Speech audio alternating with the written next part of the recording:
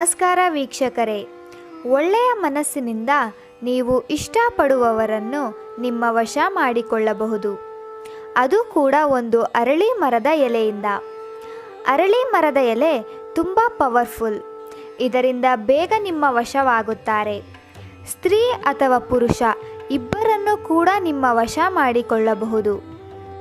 ನನ್ನ ಬಳಿ ತುಂಬ ಜನರು ಈ ವಶೀಕರಣ ತಂತ್ರ ಮಾಡಿಕೊಡಿ ಎಂದು ಬಂದಿದ್ದಾರೆ. ಎಲ್ಲರಿಗೂ ಕೂಡ ಒಳ್ಳೆಯ ರಿಸಲ್ಟ್ ಸಿಕ್ಕಿದೆ. ಸ್ನೇಹಿತರೆ, ಈ ವಿಡಿಯೋವನ್ನು ಪೂರ್ತಿಯಾಗಿ ನೋಡಿ ಇದರ ಉಪಯೋಗ ಪಡೆದುಕೊಳ್ಳಿ.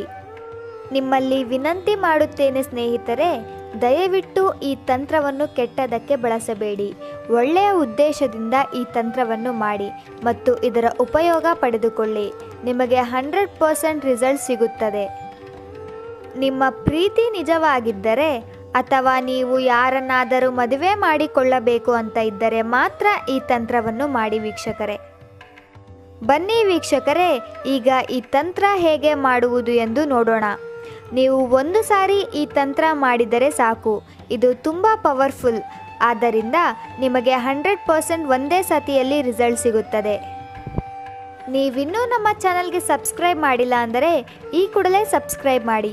ಹಾಗೆ ಪಕ್ಕದಲ್ಲೇ ಇರೋ ಬೆಲ್ ಐಕಾನ್ ಮೇಲೆ ಕೂಡ ಕ್ಲಿಕ್ ಮಾಡಿ. ಈ ರೀತಿ ಮಾಡುವುದರಿಂದ ನಾವು ಹೊಸದಾಗಿ ಅಪ್ಲೋಡ್ ಮಾಡುವ ಎಲ್ಲ ವಿಡಿಯೋಸ್ಗಳು ನಿಮಗೆ ಮೊದಲು ಬರುತ್ತದೆ ನೋಟಿಫಿಕೇಷನ್ ಮುಖಾಂತರ.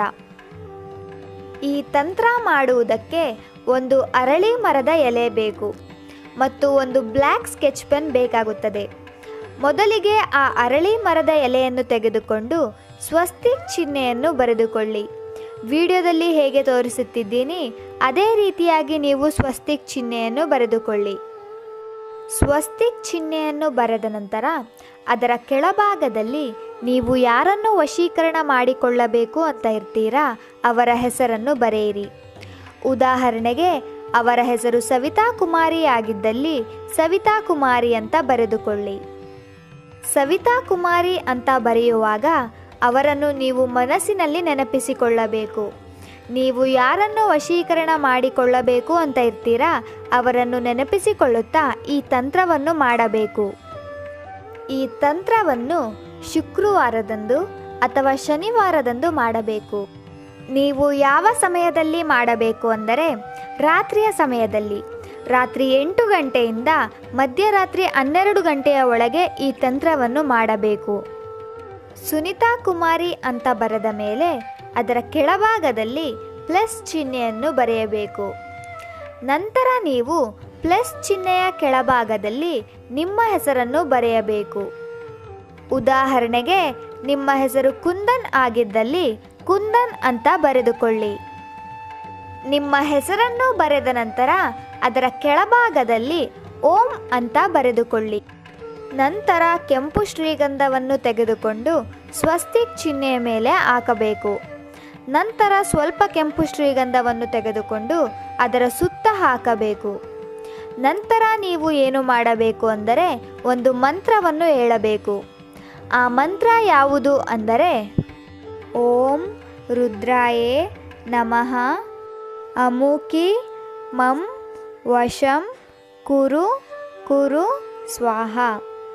ಅಮುಕಿ ಜಾಗದಲ್ಲಿ ನೀವು ಯಾರನ್ನು ವಶೀಕರಣ ಮಾಡಿಕೊಳ್ಳಬೇಕು ಅಂತ ಇರ್ತೀರಾ ಅವರ ಹೆಸರನ್ನು ಸೇರಿಸಬೇಕು. ಉದಾಹರಣೆಗೆ ಸುನಿತಾ ಕುಮಾರಿ ಅಂತ ಅಂದುಕೊಳ್ಳಿ. ಈ ಮಂತ್ರವನ್ನು 108 ಬಾರಿ ಹೇಳಬೇಕು. ಅರಳಿ ಮರದ ಎಲೆಯನ್ನು ಕೈಯಲ್ಲಿ ಹಿಡಿದುಕೊಂಡು ಈ ಮಂತ್ರವನ್ನು 108 ಬಾರಿ ಹೇಳಬೇಕು. ಒಂದು ಸಾರಿ ಈ ಮಂತ್ರವನ್ನು ಹೇಳಿದ ನಂತರ ಲಾಲ್ ಚಂದನ್ ಅನ್ನು ತೆಗೆದುಕೊಂಡು ಆ ಎಲೆಯ ಸುತ್ತ ಹಾಕಬೇಕು. ಅದೇ ರೀತಿ 108 ಬಾರಿ ನೀವು ಮಾಡಬೇಕು.